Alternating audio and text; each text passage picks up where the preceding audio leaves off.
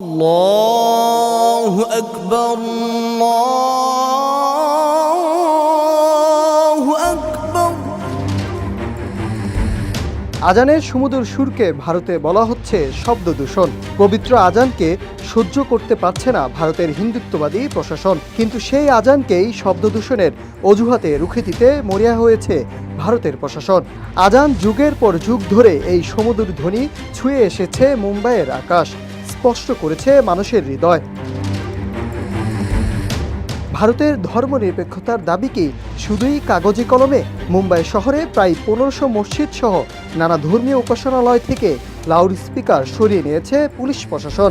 শব্দ দূষণ রোধে এমন পদক্ষেপ নেওয়ার কথা বলছে সরকার, কিন্তু প্রশ্ন উঠেছে, সত্যিই কি এটি পরিবেশ রক্ষার পদক্ষেপ, নাকি সংখ্যালঘু মুসলমানদের ধর্মীয় অধিকারে হস্তক্ষেপ? মুম্বাই